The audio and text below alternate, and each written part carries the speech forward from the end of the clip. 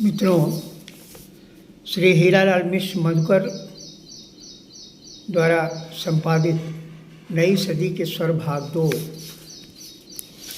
में मैं 35वें नंबर पर कवि के रूप में स्वयं हूँ। अब जिगर थाम के बैठे मेरी बारी आई है। 35वें नंबर पर मेरी बारी आई। मेरी कविता को भी आप सुने। मेरा जन्म 7 अक्टूबर 1948 को हुआ और मैं कन्नौज में रहता हूँ इस समय, जबकि इलाहाबाद मेरा जन्म स्थान रहा। वहीं से मेरी शिक्षा दीक्षा हुई और PSM डिग्री कॉलेज में मैं शिक्षक के रूप में आया और विभागाध्यक्ष के रूप में 1973 से 2011 तक मैंने काम किया।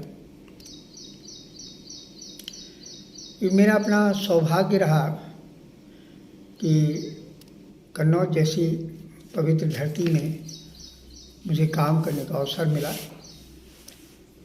और सबका स्नेह मुझे बहुत प्राप्त हुआ। इसमें मैंने नई कविता ही लिखी है। नई कविता से मतलब तुकांत। मैंने गीत और गज़ल नहीं लिख सका, तो अपनी इन कविताओं को लेकर मैं आपसे साझा कर रहा हूँ। देखिए, कविता का शीर्षक है चटनी रोटी की रोशनाई है। चटनी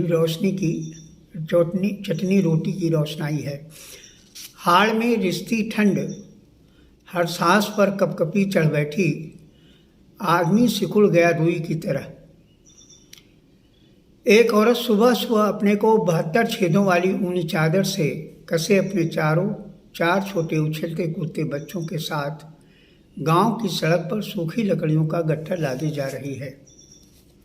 देखिए कविता। हाड़ में रिश्ती ठंड, हर सांस पर कपकपी चढ़ बैठी, आदमी सिकुड़ गया रुई की तरह। एक औरत सुबह सुबह अपने को 72 छेदों वाली ऊनी चादर से कसे अपने 4 छोटे उछलते कूदते बच्चों के साथ गांव की सड़क पर सूखी लकड़ियों का गट्ठर लादी जा रही है। इस ठंड में ओसियाने चूल्हे में जलाएगी आग, बच्चों के बीच सेकेगी रोटियां, धनिया की चटनी से खाएंगे बच्चे रोटियां। बच्चे बहुत खुश हैं, इन लकड़ियों से मगन है माँ के साथ जाते हुए। आज रोटियां खाकर स्वर्ग उभरेगा चूल्हे से, आज सुबह की ठंड कड़ाकेदार है। कहाँ नसीब है इन्हें भूंजा हुआ आलू, लिट्टी चोखा नसीब में नहीं। ये सब महंगाई की में बड़े घरानों की आशनाई हैं। देखिए फिर से, बच्चे खुश हैं, इन लकड़ियों से मगन है माँ के साथ जाते हुए। आज रोटियां खाकर स्वर्ग उभरेगा चूल्हे से, आज सुबह की ठंड कड़ाकेदार है। कहाँ नसीब है इन्हें भुजा हुआ आलू, लिट्टी चोखा नसीब में नहीं। ये सब महंगाई में बड़े घरानों की आशनाई है। और अंत में देखिए, गरीब बच्चों की ज़िंदगी में तो बस रोटी चटनी की रोशनाई है। माँ की सूझ से खुश हैं बच्चे, खरपतवार के डंठलों को लादे जा रही है चूल्हा जलाने। माँ मगन है इस भयंकर ठंड में, बच्चों का पेट तृप्त होगा, सब मगन हैं भयंकर ठंड से। खरपतवारों के डंठल को लादे जा रही है चूल्हा जलाने। माँ मगन है इस भयंकर ठंड में, बच्चों का पेट तृप्त होगा, सब मगन है भयंकर ठंड में। और दूसरी कविता मैं पढ़ रहा हूँ। अब वाचक होने के नाते थोड़ा सा तो फायदा मैं लूँगा कि एक कविता की जगह मैं आपको 2 कविताएं सुनाऊंगा। आशा है आप इसे अन्यथा नहीं लेंगे। गांधी हैं तो अमीर हूँ। मेरी कविता का शीर्षक है गांधी हैं तो अमीर हूँ। भारत के लिए जब मैं कॉलम लिखता था, भारत एक अखबार था इलाहाबाद में जो वहाँ से प्रकाशित होता था। मैंने वहाँ पर काम किया था उस समय। तो भारत के लिए जब मैं कॉलम लिखता था, जोड़ा करता कितना अर्थ प्राप्त होगा, गरीबी के अलावा कुछ नहीं था मेरे पास, बस गांधी मेरे पास थे संपत्ति के साथ। गरीबी के अलावा कुछ नहीं था मेरे पास, बस गांधी मेरे पास थे संपत्ति के साथ। लगे हुए खाली समय में अत्यधिक आत्मबल था। मेरी 10 उंगलियां जागृत बोलती थीं। मैं भारत का सबसे अमीर पत्रकार था। गांधी मेरे पास थे, हर कालम के साथ थे। गांधी की परिवर्तन गति में कितना खुश था। गांधी मेरे साथ थे, मैं गांधी के साथ था। झकझोर रही थी उस समय देश की आज़ादी। देश की पगडंडी पर थे पदयात्री। चरखा मेरे हाथ में था। खद्दर के कपड़े पहन गांधी हो गया। अपने हाथों बने सूत के कपड़े पहन गांधी हो गया।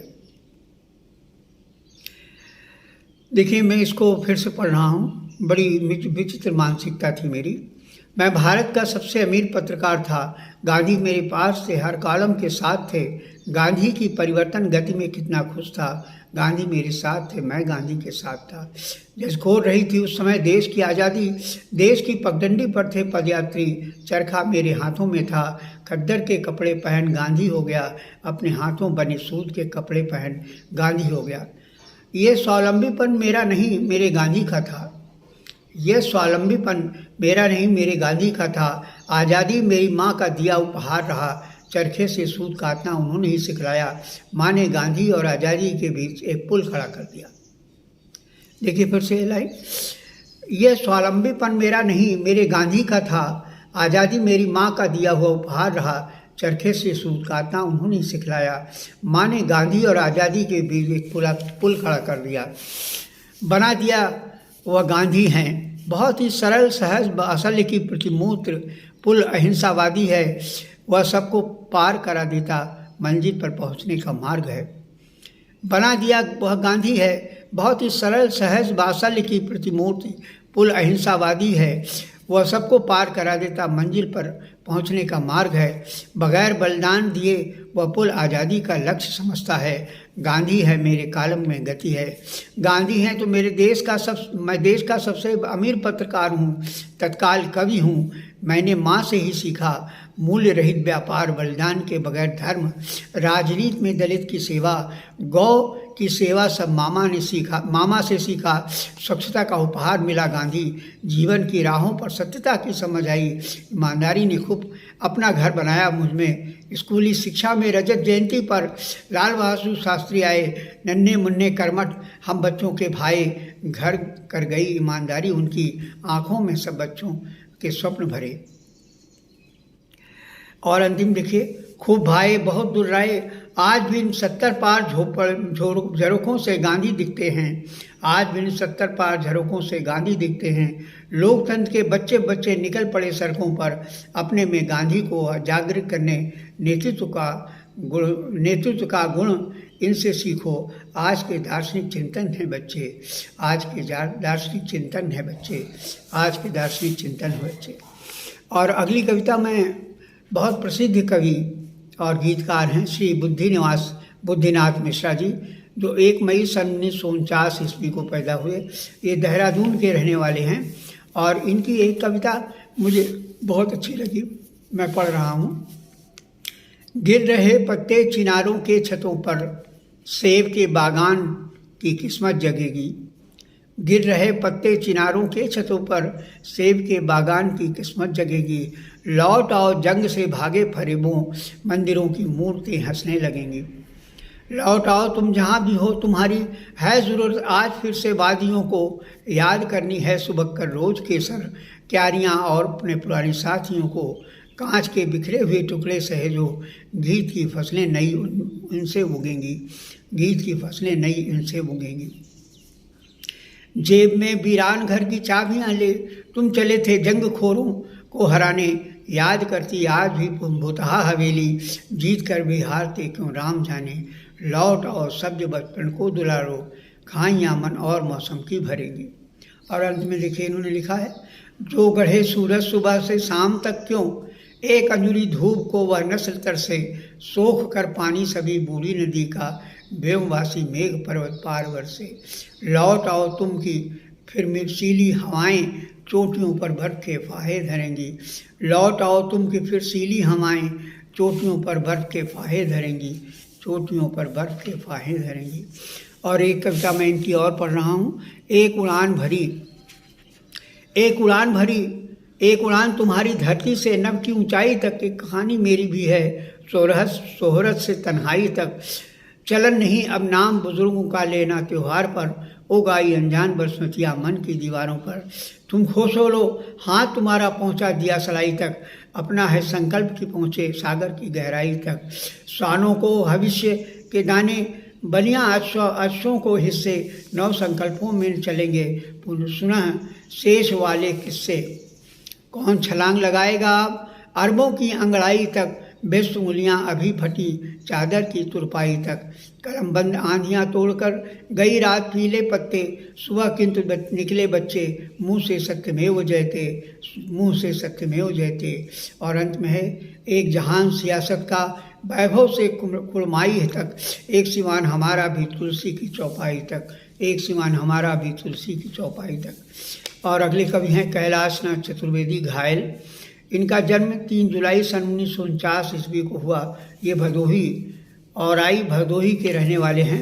इनकी एक कविता मैं पढ़ रहा हूँ। निर्धन की बेटी।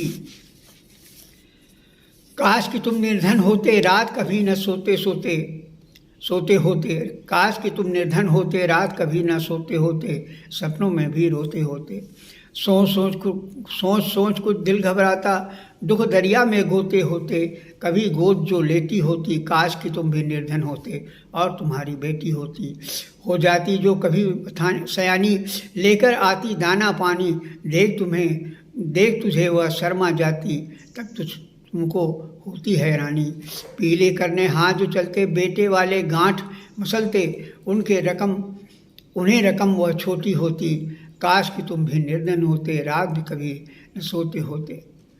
खोज कर बर थक जाते, चलते चलते पग थक जाते, कोई भी यदि हाँ कह देता उसके आगे तुम झुक जाते। घर आकर फिर पछताते, कम से कम तुम लाख जुटाते, उन्हें रकम वह छोटी होती, काश कि तुम भी निर्धन होते रात कभी न सोते होते। और अंत में बाराती मंडप में आते, सेहरे चूनर सब उल्ट चढ़ जाते, बाइक पर झगड़ा हो जाता, मंडप से वापस फिर जाते। फटती चूनर टूटती चूड़ी, चलती उसके गले पे छुरी, माँ से लिपटी रोती होती, काश कि तुम भी निर्धन होते रात कभी न सोते होते।